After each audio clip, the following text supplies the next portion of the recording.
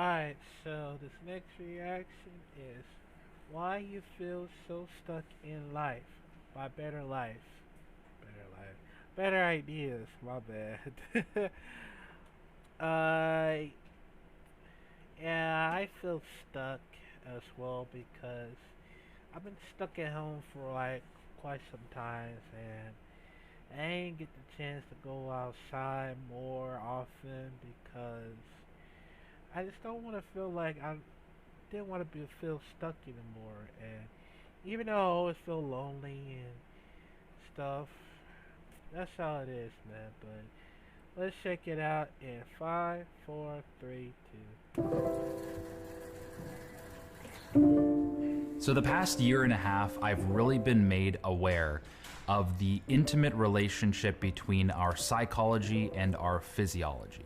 It seemed like as we were locked down physically, we were also locked down mentally. As we felt kind of stuck in our own homes and in our apartments, we also felt stuck inside our own heads. We fell into cyclical thinking. And I think a lot of that has to do with the fact that there weren't fresh inputs, no fresh experiences being added into our lives, so we didn't have novel ideas. It was all exacerbated as well by the fact that the algorithms that we were likely leaning on heavily through YouTube and Netflix and Twitter and all of that learn what we tend to click on. So we start to develop these deep digital grooves into certain topics of interest, and you start getting recommended the same content day in and day out, and you start to wonder, like, why am I stuck in a rut? Why am I thinking the same things that I'm thinking all the time, and how come I can't get out of this pattern? You know, when you take a step back from it all becomes pretty obvious, but when you're trapped in it, it's hard to gain the perspective that you need to get out of that situation and into a better one. And that's another thing that's really become apparent about human nature over the past year, is that when we don't have that exterior influence, when we don't talk to new people,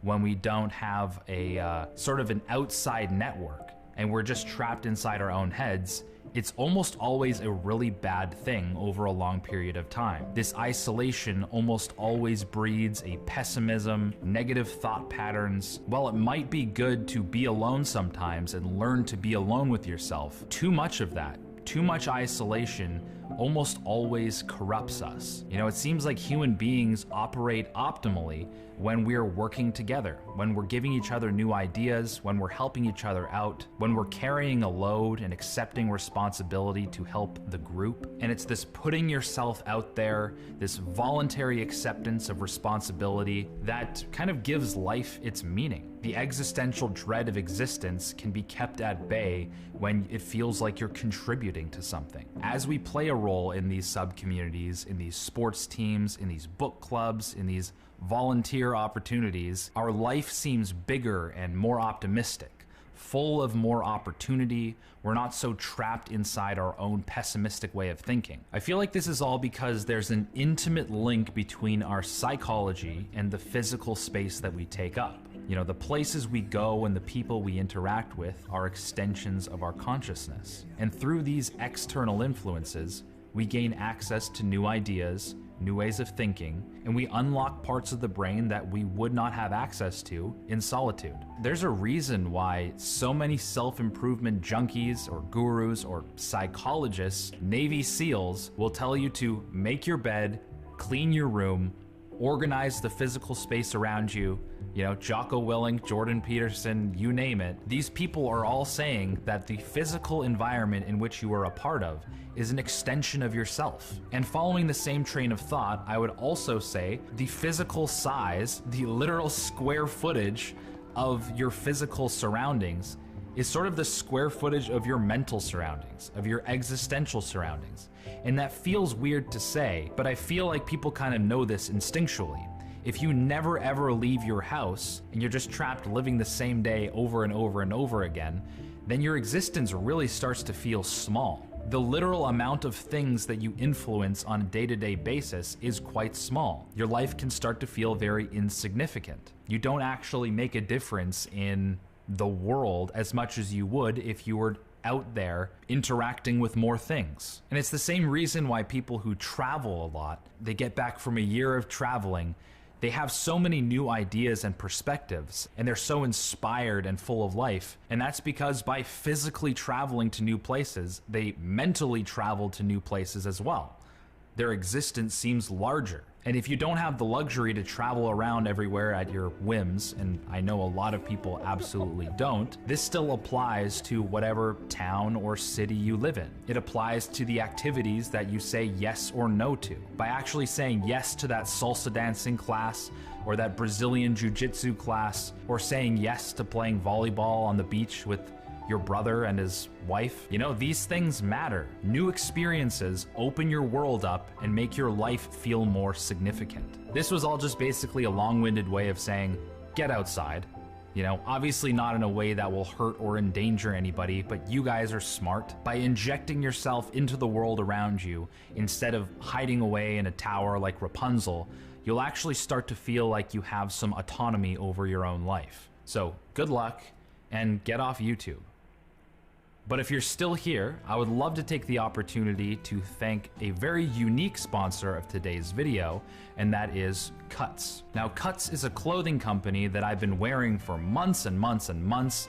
I'm actually wearing a Cuts shirt right now. I've been wearing a Cuts shirt in the past like 5 videos or so, and they are by far the best fitting, best made, most breathable shirts I have ever worn, and Cuts is hooking you guys up with 15% off your order if you use my link in the description below, or use the coupon code JOEY at checkout. So if you guys are looking forward to injecting yourself into the world and imposing your will upon society, and you want to look fresh when you're doing it, then check out Cuts and buy yourself the best shirt that you'll ever wear. And if you like this video, make sure you actually hit like, because when you hit like, the algorithm says, hey, this was a pretty cool video and I'm gonna recommend it to more people. And that helps them out and it helps me out, so it's a win-win for everybody. And if you're lurking here, consider subscribing. Other than that, thank you so much for watching, and we'll catch you in the next video. Yeah, he's right about one thing about, not being stuck for the rest of your life. If you wanna prove yourself, not faking your fears, try everything to like get a new friends or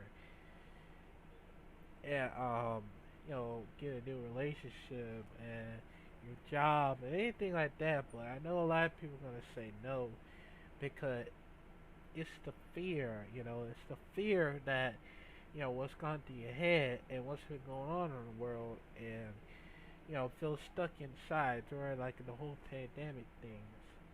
And I understand, man, cause I've always felt stuck inside, cause even though I'm still lonely, I don't know what I'm supposed to do, cause my mom never take me outside even more, because that's the only thing I wanted to do is to go outside more.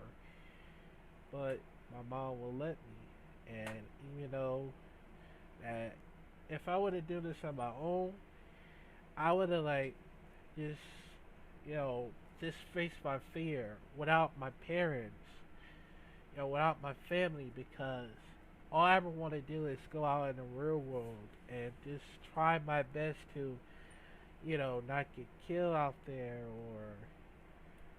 or taken to jail or anything like that bad stuff that happens. 'Cause I ever wish that someone else would protect me. So yeah, if y'all ever feel stuck in your life, cause I always get stuck at home, but I just want to get out of it. So comment down below if this ever happens to you, and also comment down below what you think about